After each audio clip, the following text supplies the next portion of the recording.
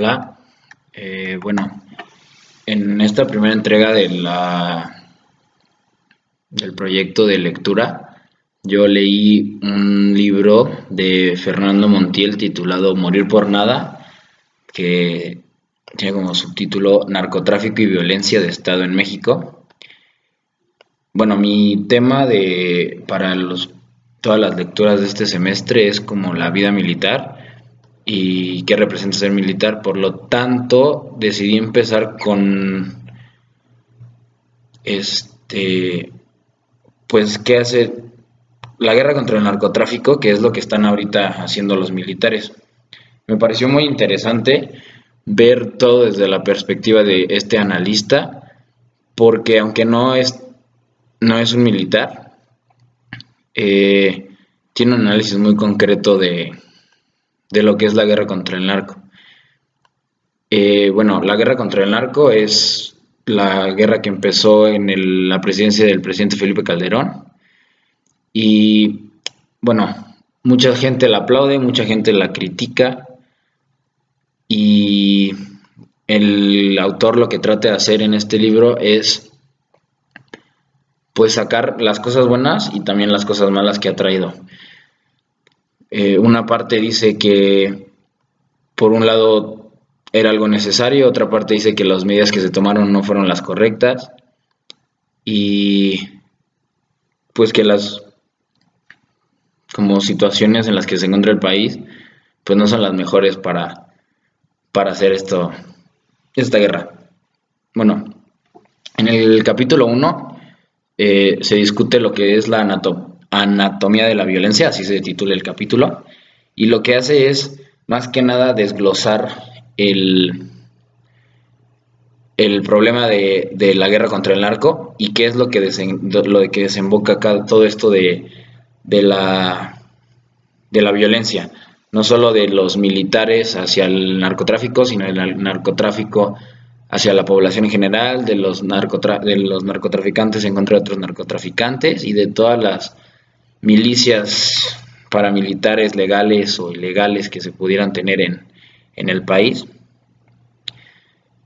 Dice que hay 4 vectores principales de esta violencia, que es las fuerzas del gobierno contra la delincuencia organizada o los sospechosos de pertenecer a ella, porque recordemos que en México no eres culpable hasta que se muestre lo contrario.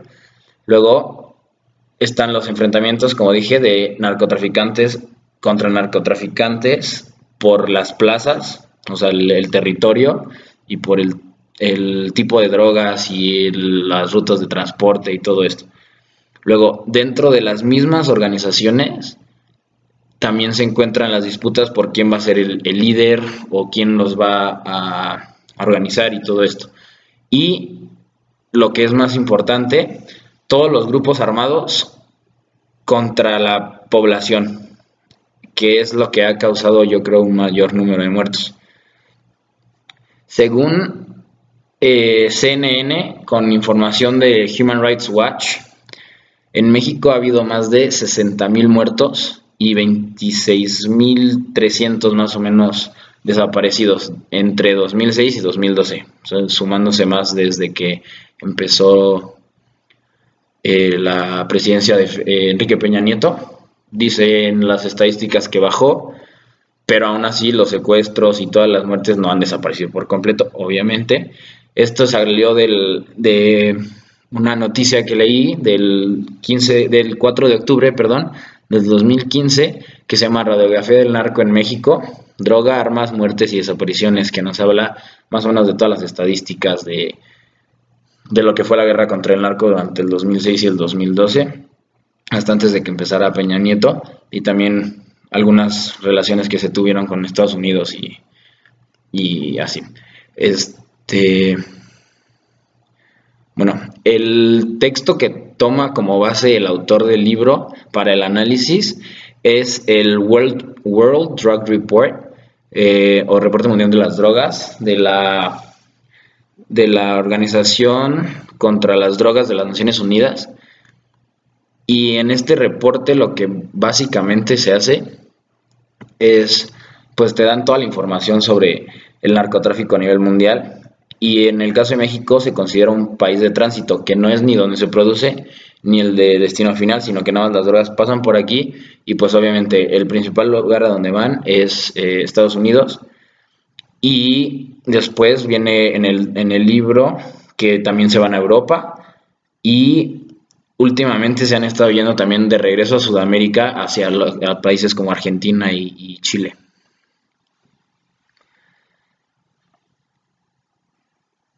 Según este reporte, y de acuerdo a unas variables que ahorita voy a mencionar, la opción de la guerra contra el narco era la única que tenía y la más efectiva. Y según ellos, esta guerra tuvo éxito. Ahora explicaré por qué. Según este reporte, lo que se tiene que hacer es la decapitación de los carteles de la droga. Esto significa quitar al líder. Entonces se supone que el método a seguir era: quitas al líder, el grupo queda desorganizado, se pelean por por tener el control. Entonces al estar peleados se dividen y esos grupos al ser más pequeños se supone que ya no deberían tener el mismo poder para volver a atacar al gobierno. Pero en la realidad nos damos cuenta que no solo a veces no se desintegran, sino que al desintegrarse se vuelven poderosos otra vez. En el texto menciona el caso del cártel Beltrán Leiva y menciona cómo ahora las dos facciones que se separaron de ahí, creo que en este caso era el cártel de Sinaloa y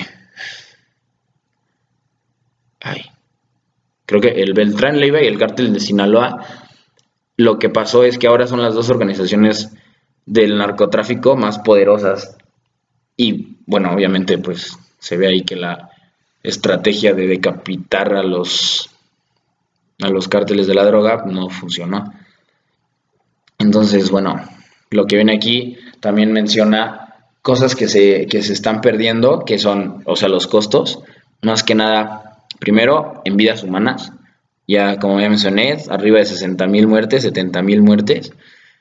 Y eso es como el mínimo, así como las cifras que quiere dar el gobierno. Pero hay gente que dice que de lo que se está dando, se puede hasta hacer que lo que se está dando es un 20% de las cifras. Entonces, que esas cifras se deberían de multiplicar por 5 entre gente que nunca pues se supo que había desaparecido, gente que el narcotráfico tiene, gente que las cifras simplemente no las toman en cuenta. Entonces, pues se puede ver que el costo en vidas humanas sí es bastante grande. Luego, el desgaste institucional. Bueno, aquí es la que me llama la atención, porque dice que la participación del ejército no debería ser pues parte como que el ejército no debe ser como la policía. Si la policía no puede cumplir con sus, ¿cómo se dice?, con sus obligaciones, pues entonces el ejército no debería estar hacerlo. El gobierno debería hacer algo para que la policía lograra hacerlo. Lo que dice es que el ejército al estar participando, pues está perdiendo parte de la imagen del ejército que ayuda, del ejército que está ahí para la población, que es lo que hace con el plan DN3, que es cuando lo activan para los casos de desastres naturales, o de desastres naturales, perdón, que es cuando si hay un huracán, mandan al ejército a hacer rescate, a limpiar las ciudades, a reconstrucción, a albergues y todo esto. Entonces la gente pues tiene una buena imagen de ellos, pero luego salen con que pues el ejército de repente hace alguna cosa por estar combatiendo el narcotráfico, que viola derechos humanos, que está haciendo abuso de autoridad. Entonces dice aquí que la erosión de la imagen del ejército está siendo el costo de esta guerra y pues históricamente el gobierno, digo, el ejército ha sido la institución del gobierno que más respeto ha tenido. Entonces, pues, como que no es justo, ¿no? Luego, en el capítulo, espera, en el capítulo 2 de Disparándose en el pie, así se llama el capítulo, viene el análisis que hace las Naciones Unidas del Departamento contra las Drogas, que son 3 puntos. El primero es los 2 posibles impactos del tránsito de los narcóticos. El segundo es los 3 elementos para evaluar la gravedad de la situación. Y el tercer criterio es para hacer cómo el Estado disuelve, o sea, cómo se disuelve el Estado con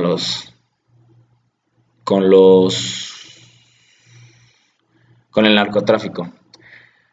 Bueno, lo que dice es que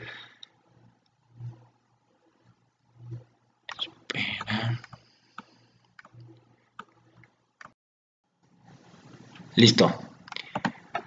Ahora sí. La primera parte está dividida en 2, como dije. Cuando insurgentes y grupos armados ilegales obtienen recursos del cobro de impuestos o incluso se hacen con la producción de las drogas. En México, el gobierno quería hacer creer que este era el caso. En el caso del Ejército Zapatista de Liberación Nacional y del EPR, que es creo que el único movimiento de insurgentes que está ahorita, pero se dan cuenta de que no, porque los grupos van desapareciendo porque son más de ideología política, y mientras los narcotraficantes son un poco más hacia lo que los motiva es el dinero más bien. Y en el caso de los países que no es como esta, es que las drogas han hecho a los narcotraficantes tan poderosos que han podido comprar incluso agentes del gobierno. Entonces, lo que a México le pasa es esto.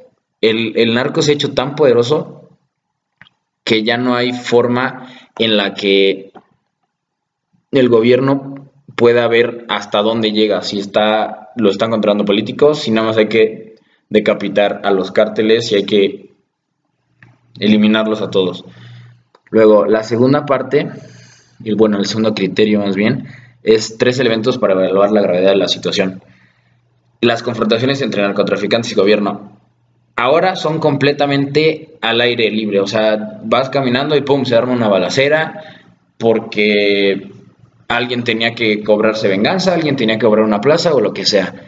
Esto nos da un foco rojo. Luego, la usurpación del gobierno por los narcotraficantes a través de la corrupción. Otra vez, lo que quiere decir aquí es que en muchos casos, aunque no esté comprando al gobierno así en sí, quita geográficamente lugares. Por ejemplo, en el norte del país hay muchas ciudades que se están quedando desiertas porque el narcotráfico ya las atacó y ya está acabando ahí con la gente por el miedo. La gente se va. Y asuntos de gobernanza preexistentes. Antes, en el país, el gobierno mantenía al narco controlado. ¿Cómo?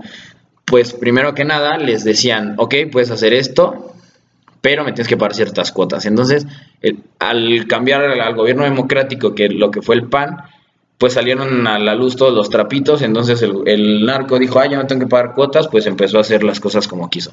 Y ahí fue cuando se causó el problema. Luego venían 5 pasos hacia la disolución del poder del Estado.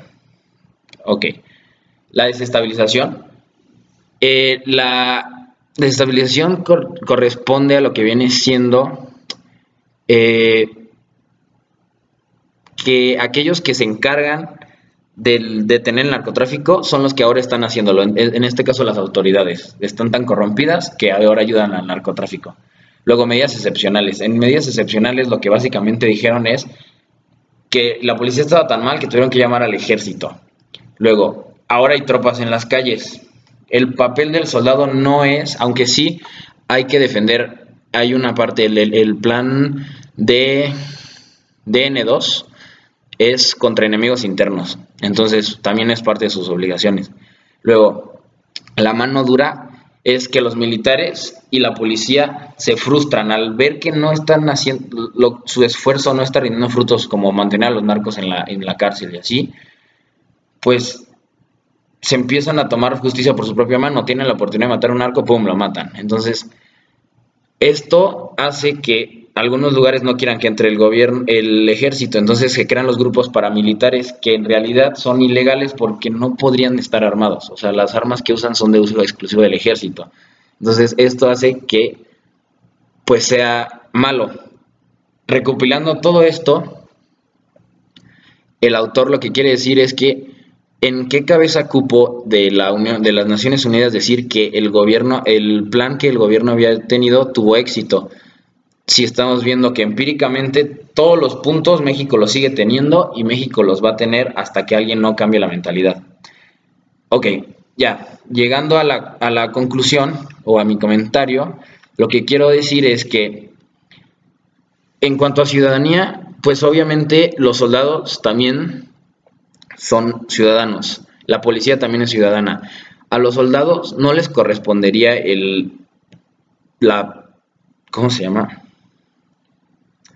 No les correspondería el trabajo de estar peleando en las calles contra el narcotráfico. Esto es cuestión de la policía, pero la policía está tan mal pagada que pues de repente dice, oh, necesito dinero, me están ofreciendo aquí proteger a alguien, pues acepto el dinero. Entonces, lo que hace falta, yo creo, en cuanto a ciudadanía y democracia, es que las autoridades que nosotros elegimos democráticamente respondan haciendo que las instituciones de seguridad estén bien equipadas, bien pagadas, que les prometan y les cumplan un nivel de vida elevado, para que ellos hagan bien su trabajo, no tengan que recurrir a la corrupción y el ejército pueda regresar a sus actividades que sí le corresponden, como es salvaguardar el país, ayudar en desastres naturales, pero no involucrarse en las actividades de seguridad pública.